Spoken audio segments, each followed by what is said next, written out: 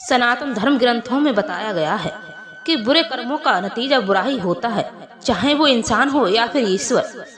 प्रिय दर्शकों, कहा जाता है, इसका एक उदाहरण माता सीता का है, जिसका जिक्र रामायण में किया गया है। जय श्री राधे कृष्ण। प्रिय दर्शकों, स्वागत है एक बार फिर से हमारे यूट्यूब चैनल में। आज हम आपके लिए बहुत ही ज्ञानवर्धक और शिक्षाप्रद कहानी को लेकर आए हैं, और आज की कहानी हमारी आपके जीवन को मोटिवेट कर सकती है, तो मेरे वीडियो को अंत तक जरूर सुनना। रामायण में बताया गया है कि एक तोते के श्राप के कारण माता सीता को भगवान श्री राम से दूर रहना पड़ा था। मित्रों, पहले 14 वर्ष के वनवास के कारण माता सीता का अपहरण रावण करके ले गया था। उसके बाद में रावण का वध होने के बाद में भगवान श्री राम जब अयोध्या वापस लौटते हैं तो एक धोबी के कारण से माता सीता को भगवान श्री राम से दूर होना पड़ा था। तो प्रिय दर्शकों, अगर आप हमारे चैनल पर नए दर्शक मेहमान बन करके आए हैं तो हमारे चैनल के लिए सब्सक्राइब अवश्य कर देना, बेल आइकन को भी ऑन कर देना, ताकि ऐसे ही ज्ञानवर्धक कहानियां हम आपको हर रोज लाते रहें और आपको मोटिवेट करते रहें।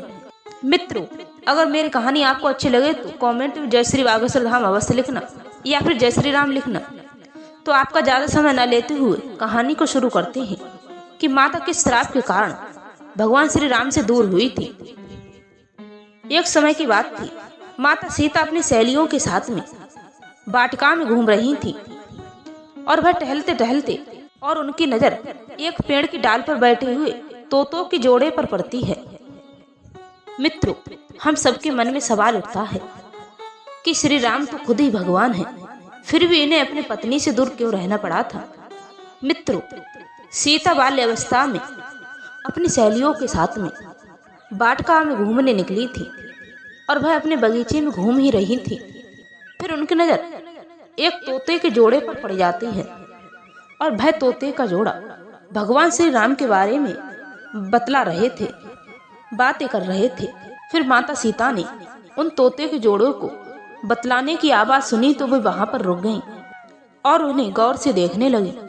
और मादा तोता बोल रही थी कि अयोध्या के श्री राम बहुत ही प्रतापी राजा होंगे और उनका विवाह माता सीता से होगा। और माता सीता अपने भविष्य के बारे में जानकर बहुत ही अचंभित हो जाती हैं और वह अपने बारे में और कुछ जानने के लिए अग्रसित होती हैं। मित्रों, माता सीता ने अपनी सखियों से कहकर उन दोनों तोतों के जोड़ों को पकड़ लिया और एक पिंजड़े में बंद कर लिया और अपने घर ले आती हैं और उन तोतों से कहती हैं कि भविष्य के बारे में तुम्हें इतना ज्ञान कैसे है।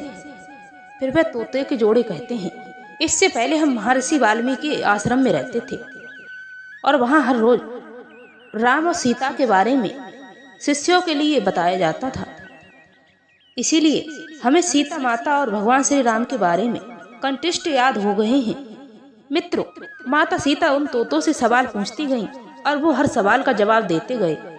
फिर माता सीता ने उन तोतों के जोड़े से कहा, जब तक मेरा विवाह नहीं हो जाता तब तक तुम मेरे साथ मेरे महल में ही रहोगे और तुम्हारे लिए मैं राजमहल में सारी सुख सुविधाएं दूंगी। सीता माता की बातें सुनकर के तोते का जोड़ा बहुत ही घबरा जाता है। उस जोड़े में से नर तोता सीता माता से बहुत ही आग्रह करता है और कहता है कि हम खुले आसमान में उड़ने वाले पंछी हैं, हम एक पिंजरे में बंद रह करके जीवित नहीं रह पाएंगे, इसीलिए हम दोनों को आजाद कर दीजिए। तोते ने सीता माता से बहुत ही ज्यादा आग्रह किया। फिर माता सीता ने नर तोता को आजाद कर दिया और मादा तोते को अपने पास रख लिया और कहा, मैं इसे सोने का पिंजरा बनवाऊंगी और इसे अपने विवाह तक अपने साथ ही रखूंगी। मैं इससे हर रोज अपने भविष्य के बारे में पूछा करूंगी। मित्रों, फिर मादा तोता माता सीता से हाथ जोड़कर विनती करता है और कहता है, मेरी पत्नी गर्भवती है, इसीलिए मुझे भी आजाद कर दो और मुझे उनके साथ जाने दो। परंतु माता सीता इतनी अपस्वार्थी हो जाती हैं कि वह अपने स्वार्थ के चलते उसकी एक बात नहीं सुनती हैं और वह बहुत ही दुखी और निराश हो जाता है। मित्रों, इतनी मिन्नतें करने के बाद भी मादा तोता को माता सीता आजाद नहीं करती हैं और वह क्रोध में आकर माता सीता को श्राप देता है कि जिस तरह गर्भ अवस्था में मेरी पत्नी पति का वियोग सह रही है, एक दिन उसी तरह तुम भी गर्भ अवस्था में अपने पति का वियोग सहोगी और अपने पति से दूर रहोगी। और ऐसा कहकर मादा तोता अपने प्राण त्याग देता है और उसके बाद में नर तोता भी अपने प्राण त्याग देता है।